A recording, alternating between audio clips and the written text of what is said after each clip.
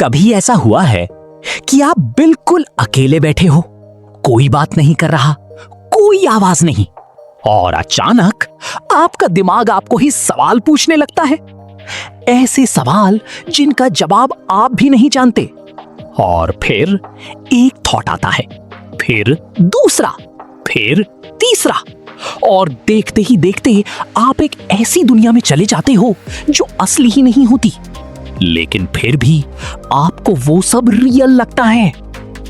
ये सिर्फ आपके साथ नहीं होता, हर इंसान के साथ होता है। लेकिन सवाल ये है, आखिर अकेले में हमारा दिमाग इतना एक्टिव क्यों हो जाता है? क्यों जब हम लोगों के बीच होते हैं तो सब नॉर्मल लगता है, और जैसे ही अकेले होते हैं पूरा माइंड एक बैटलफील्ड बन जाता है?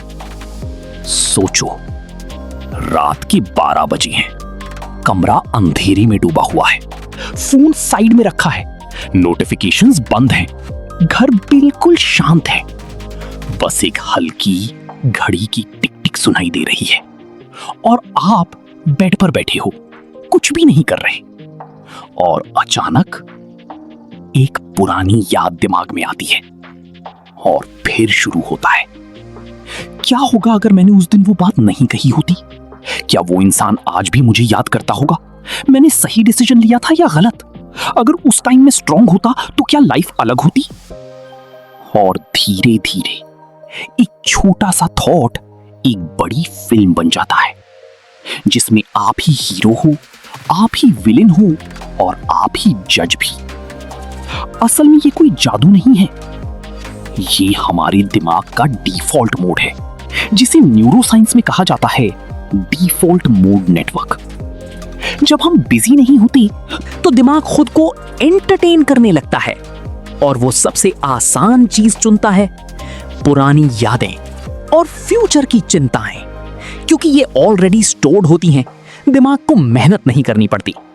लेकिन यहां एक डेंजरस चीज होती है, हमारा दिमाग हमेशा नेगेटिव चीजों को ज्यादा हाईलाइट करता है, क्योंकि उसका सिर्फ एक गोल होता है, सर्वाइवल। अगर कुछ गलत हो सकता है तो उसे पहले सोच लो, अगर कोई तुम्हें हर्ट कर सकता है तो पहले से प्रिपेयर रहो। लेकिन प्रॉब्लम यह है, 90% थॉट्स जो आते हैं वो रियल डेंजर नहीं होते, वो सिर्फ इमेजिनेशन होती है। और यहीं पर असली ट्विस्ट आता है, हम अकेले में ज्यादा नहीं सोचते, हम ज्यादा महसूस करते हैं, और फीलिंग्स धीरे धीरे थॉट्स बन जाती हैं, और थॉट्स एक पूरी कहानी बना देती हैं जो असली नहीं होती, लेकिन हमें इमोशनली थका देती है। लेकिन एक इंटरेस्टिंग बात यह भी है, अगर ये ओवरथिंकिंग नहीं होती तो शायद हम कभी खुद को समझ ही नहीं पाते।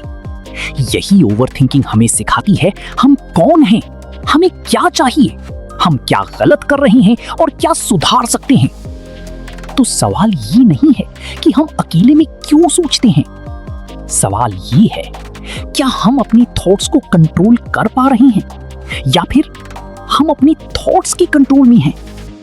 अगली बार जब आप अकेले बैठो और आपका दिमाग आपको पुरानी बातें दिखाने लगे तो डरना मत, बस याद रखना, थॉट्स रियलिटी नहीं होती और हर थॉट सच नहीं होता। अगर आपने कभी ऐसा फील किया है तो कमेंट करो, आई ओवरथिंक टू, और ऐसी डीप साइकोलॉजिकल वीडियोस के लिए सब्सक्राइब जरूर करो। Like, comment, and subscribe.